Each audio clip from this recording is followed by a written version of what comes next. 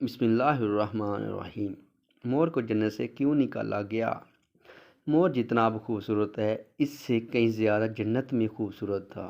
مور کی خوبصورتی پہ سبھی پرندے فدا تھے، لیکن ان سب خوبیوں کے باوجود مور سے ایسی کون سی خطا ہو گئی تھی جس سے اللہ تبارک تعالیٰ نے مور کو جنت سے نکال دیا۔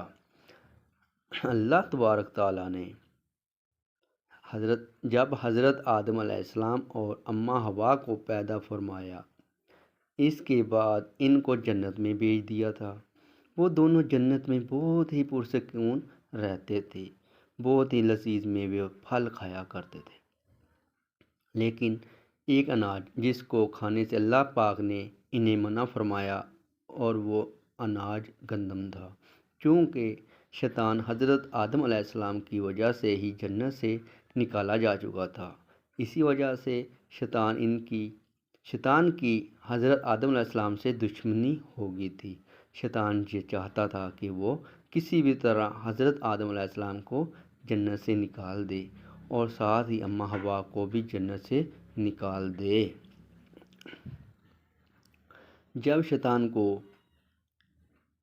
یہ خبر ہوئی کہ حضرت آدم علیہ السلام کو تمام میوے کھانے کی اجازت ہے لیکن گندم کھانے کی اجازت نہیں ہے، تو شیطان انتقام کی آگ میں دل میں لیے جنت کے دروازے کے پاس بیٹھ گیا اور 300 سال تک وہاں پر بیٹھا رہا کہ کوئی جنت کے دروازے سے باہر آئے اور شیطان ان سے بات کر سکے۔ ایک دن اچانک سے مور جنت سے باہر آ گیا۔ شیطان اس کو دیکھتے ہی بہت خوش ہو گیا۔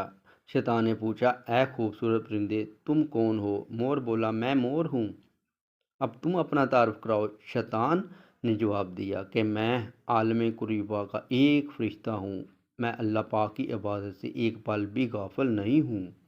میں چاہتا ہوں کہ جنت میں جاؤں، وہاں کی نعمتوں کا اپنی آنکھوں سے مشاہدہ کروں۔ شیطان مور سے کہنے لگا کہ تم مجھے جنت کے اندر لے جاؤ، میں تمہیں 3 ایسی باتیں بتاؤں گا جس سے تمہیں ابدی زندگی حاصل ہو جائے گی۔ تمہیں بڑھاپا اور بیماری نہیں آئے گی، تم ہمیشہ جنت میں ہی رہو گے۔ شیطان کی یہ بات سن کر لالچ میں آ کر مور نے کہا کہ مجھ میں تو اتنی طاقت نہیں کہ میں تمہیں جنت کے اندر لے جاؤں، لیکن ایک سانپ میرا دوست ہے، وہ شاید تمہاری مدد کر سکے۔ یہ کہہ کر مور سانپ کے پاس آیا، اس کو ساری بات بتائی۔ سانپ بھی شیطان کی باتوں سے بہت خوش ہو گیا، پھر شیطان کو اپنے منہ میں چھپا کر جنت میں داخل ہو گیا، اور یوں شیطان اپنی چال میں کامیاب ہو گیا۔ جنت کے تمام نگہبانوں کو یہ معلوم تھا کہ شیطان یہ چال چل رہا ہے اور جنت میں داخل ہو چکا ہے۔ فرشتے شیطان کو جنت سے نکالنے لگے۔ تب ہی اللہ پاک کا حکم ہوا کہ اس کو ابھی تک جنت میں ہی رہنے دیا جائے۔ وہ فرشتے اللہ تبارک تعالیٰ کے حکم سے رک گئے۔